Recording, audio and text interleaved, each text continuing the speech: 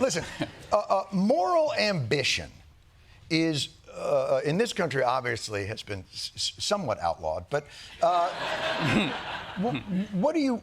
do you define moral ambition as something that people should be pursuing? So it's pretty simple. It's the combination of two things. It's the idealism of an activist on the one hand and the ambition of an entrepreneur.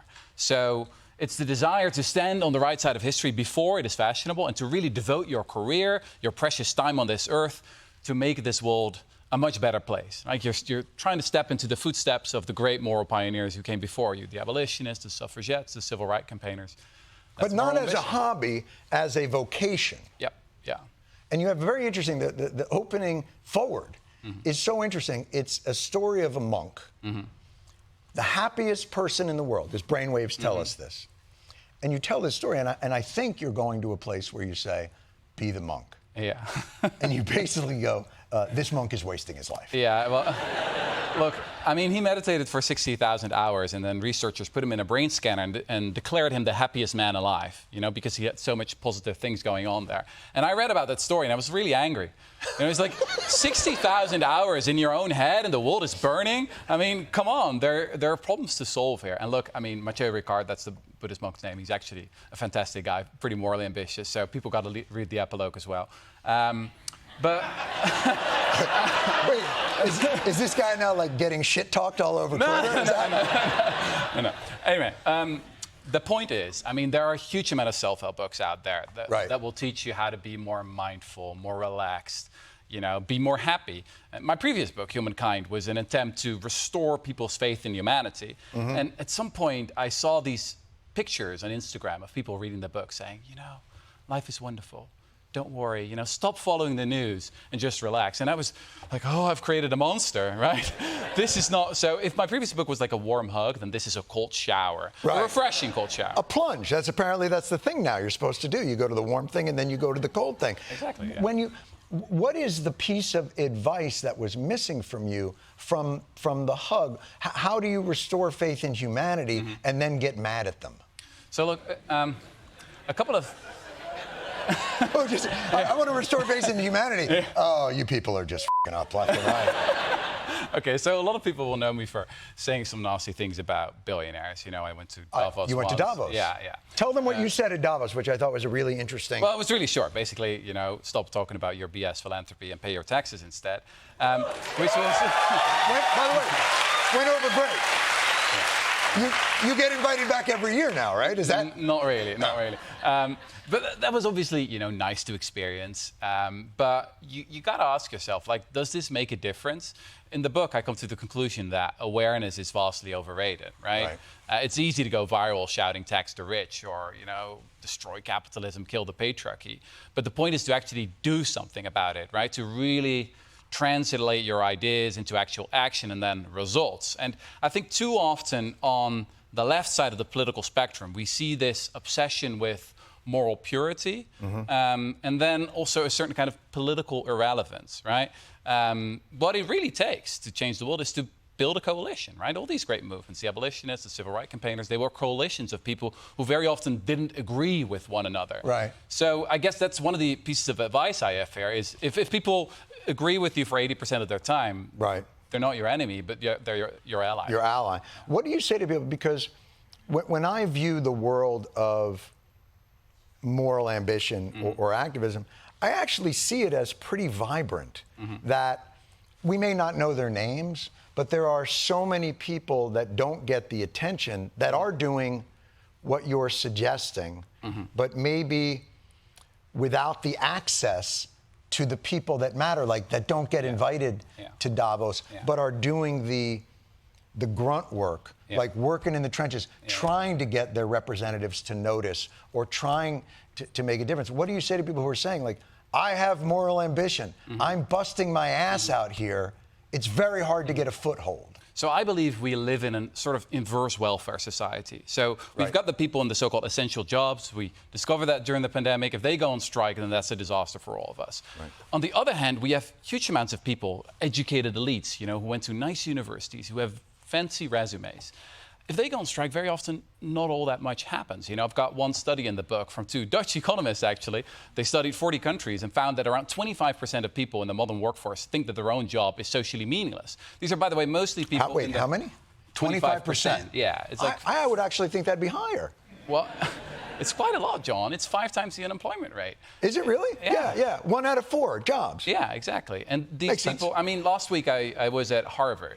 Well, look at you. Well, it's an interesting example where you meet a lot of bright young students, right, who are generally idealistic. But then at the same time, you know that about half of them will end up in what a friend of mine calls the Bermuda Triangle of talent. So you've got consultancy, you've got corporate law, you've got finance, this gaping black hole that sucks up so many talented people who should actually work on these big problems. So look, I am not here to preach at people already in those essential jobs. I am actually preaching at sort of my own people because I'm quite angry at them. You're talking about Dutch historians. Yeah, people, you know, who went to university, who had some education, you know, who should feel this responsibility to use their skill set to make a difference. So do you consider them... Oh, I get very excited about that. What percentage, like, do you consider our system then of education and economics a moral failure in that regard? And are there places where what you're talking about works? Is there an analogous situation? There are places in history. I mean, was that the press? Oh. This actually gives me hope. I mean, this is what's so great about my job. You know, in the book, I talk a lot about the British abolitionists. They were the most successful abolitionists. They built this huge movement in the late 18th century. And they considered their project to be part of a bit of a cultural revolution. They wanted to make doing good fashionable once again. What really fascinated me about them is that they were mostly entrepreneurs. So 9 or 10 out of 12 of the founders of the British Society for the Abolition of the Slave Trade, they were entrepreneurs. You know, people who had built their own companies, who had skilled them, they knew how to get things done. Right. I mean, in the Netherlands at the time, it's pretty sad. There was a bunch of Calvinist social justice warriors who were mainly interested in their own moral purity. They didn't get much done. Right. They were the ones who, on their Instagram pages, kept putting up the black square. Exactly. That sort of Exactly. Yeah, I remember that. Yeah. And we've seen the same thing in the U.S. actually. The move from the Gilded Age to the Progressive Era, right? And now back again. Well, but we could then go back again to perhaps another progressive era. I do see signs of that. What is going wrong? Because to my mind, the sticking point, and maybe this is semantics, but the sticking point doesn't appear to be people who are morally ambitious, but a system that is impervious to that, that is agnostic about moral ambition.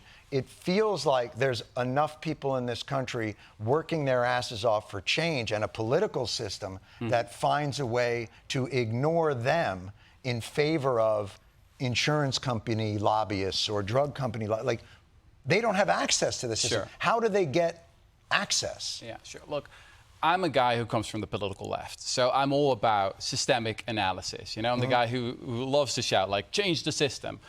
But then writing in this book, at some point I got this feeling that perhaps, you know, this can become a kind of excuse as well, right? You can keep shouting like everything's wrong with the system, but systems, they consist of people, right? There's this beautiful quote from Margaret Mead, who once said that we should never doubt the power of small groups of thoughtful, committed citizens to change the world. And actually, people on the right-wing side of the political spectrum, they understand that very well. You know, Trump didn't come out of nowhere. This was a 50-year project. It started in the early 70s, probably, with the Powell memo, for example. You know, this corporate lawyer from, you know, that was on the board of Philip Morris. Right. And it was like, you know, let's build this whole movement to take over America, and then they created the Federalist Society and the American Enterprise Institute. You need some perseverance. You need the moral ambition to be fused with, because on the right, they fused it very well with their billionaires and their media ecosystem. Yeah. Whereas on the right, it perhaps because it's not as homogenous, it's been it's more difficult. Is the idea for these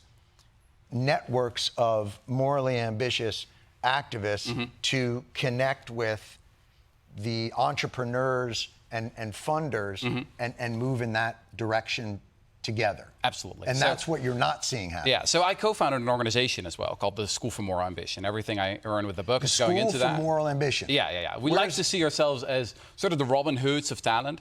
So Robin Hood famously took away the money I know who from Robin the Hood rich. is. Right? Okay, well, there you go. For those who didn't know.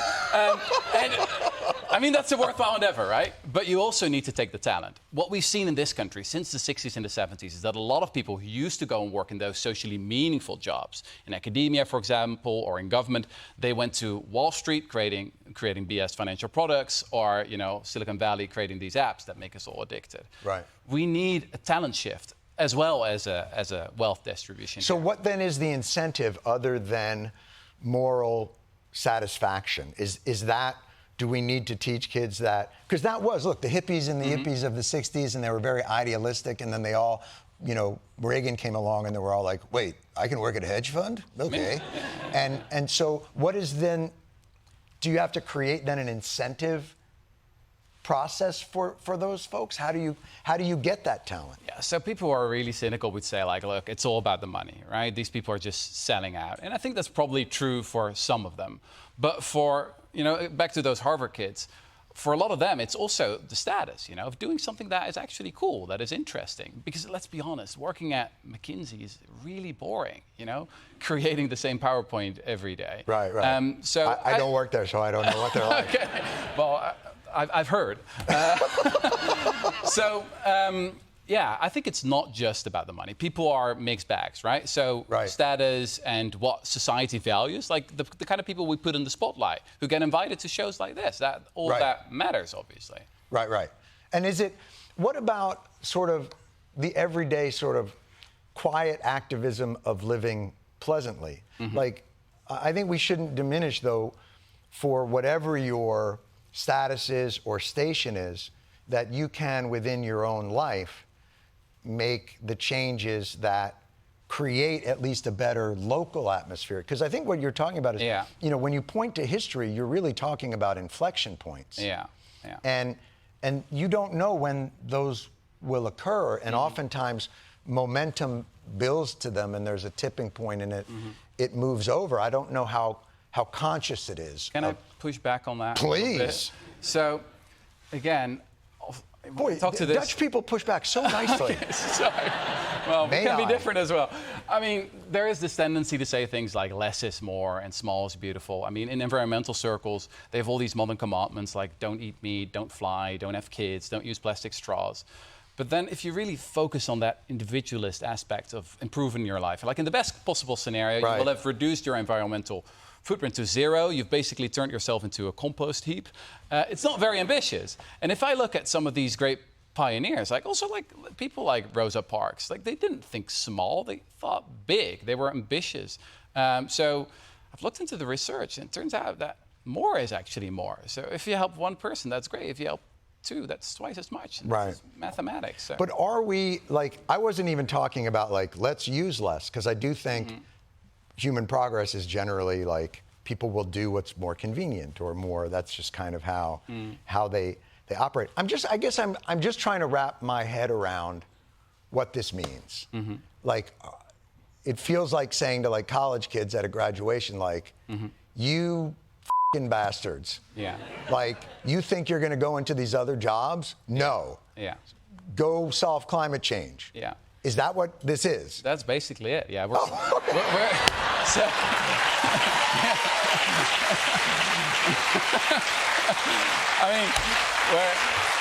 This would be the greatest, the greatest graduation speech ever. You just get up there and go, listen, motherfuckers.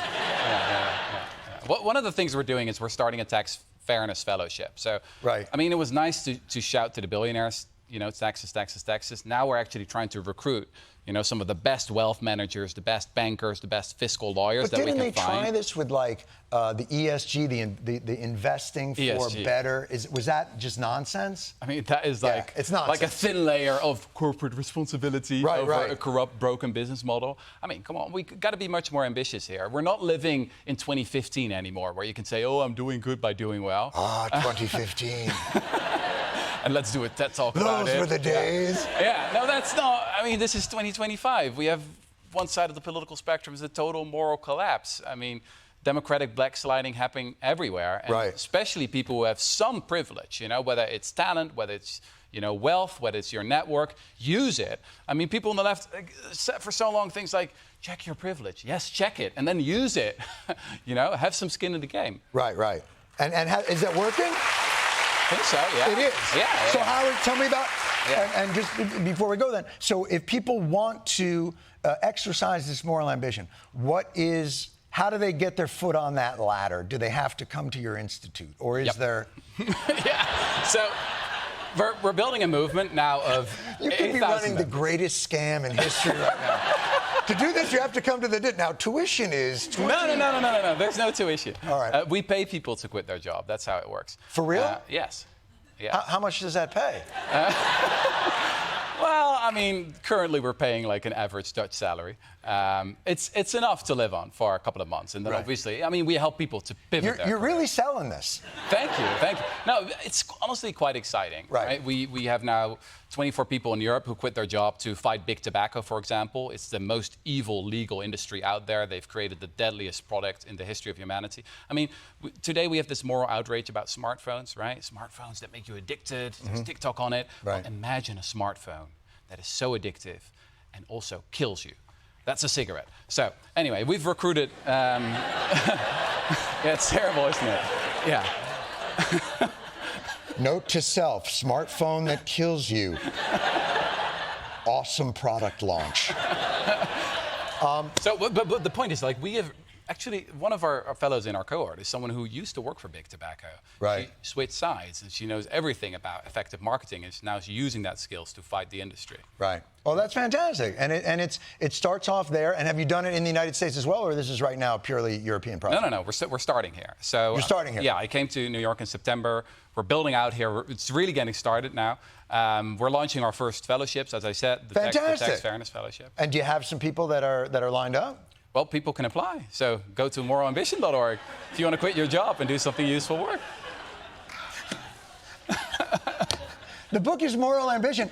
Get your application now.